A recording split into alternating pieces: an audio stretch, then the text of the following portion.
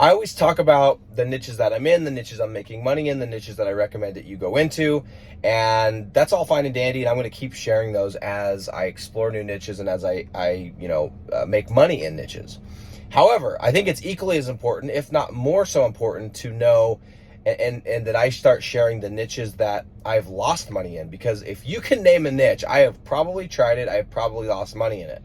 And luckily, I've gotten smarter over the years and realized, okay, this one doesn't make sense because of this reason and this reason and this reason. But in the beginning, I was just spending money and I was just building, because that was the advice that I got. Remember, build, and you'll make millions of dollars. Not true, by the way.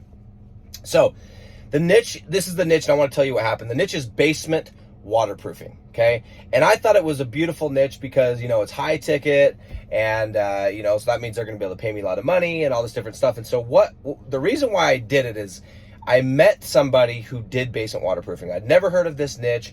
I live in a city. I live in St. George, Utah.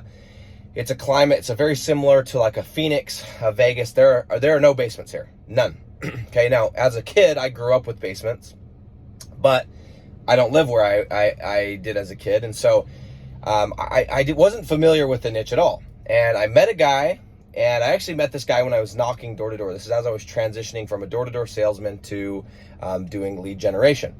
And I met him and I was like, what is basement waterproofing? And he didn't buy my security system, but we met for lunch and he started telling me about this basement waterproofing. And I'm like, dude, this is high ticket and all this different stuff.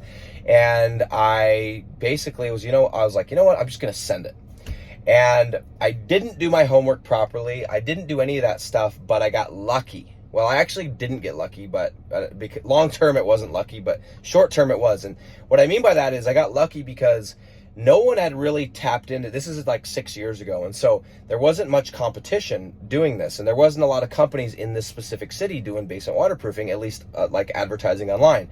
So even though I didn't do the proper due diligence, I didn't do my homework, I didn't take my time to research it, I got lucky because the city actually was what we would call, I'd call it a layup, maybe a hole in the market, that kind of a thing. And so I built this site, and this is, by the way, a very, very competitive niche. I built this site and I got lucky and I ranked it. And I started sending this guy leads. And we started getting more leads and more leads. And I ended up making a decent amount of money on this deal. However, I was a pay-per-lead deal and I had to answer all the calls and send them over, and it wasn't scalable. But I made some money. And so I naively assumed that this was an amazing niche. And I'm like, you know what? I'm just going to keep building. And I'm going to keep building. And because that's what these guys are telling me is I need to keep building. And I keep building and I keep building. And so guess what I did? I built, I don't even know the number of sites, but I just went and started building. I just started looking at the map, and I'm like, well, I'm going to build one in Charlotte, and I'm going to build one here, and I'm build one here. And it wasn't until about a year later when none of my sites were ranking. And by the way, sorry for the sniffles, got some allergies going. None of my sites were ranking. I was spending all kinds of money on backlinks and content, and it was a bloodbath. And I didn't realize I was running ads. I didn't realize the CPC thing. And the average CPC with basement waterproofing is extremely high. And it took me months, if not years, to realize I had just built way more sites than I care to even admit in a niche that is highly competitive. And you are competing not just with other lead generators, but with absolute behemoths, massive, multi-million dollar, sometimes $100 million companies. And I'm over here with my little Weebly site trying to outrank them when I could have been spending that time and money building some concrete sites, some tree service sites, some masonry sites, some artificial grass sites. And I thought I had just discovered gold, guys. I thought I was going vertical, and I did try to go vertical, but I didn't even do my homework. So the point is, number one, you can go try basement waterproofing if you want, or you can just trust what I'm saying. And again, I'm sure there are a couple cities where there might be a gap in the market, but I'm trying to scale. And so I'm looking for good opportunities where I can scale up, not just a 1 and a 1 and a 1 and a 1 and 1. I want to just go big, right?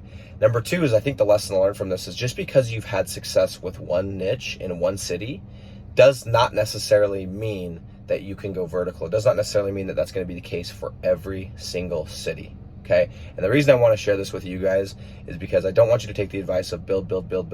I don't, because the only people that win when you do that are the people that sell the hosting, the people that sell the tracking numbers, and the people that sell the damn platform that you're building on. Okay, those are the only people that win in those cases.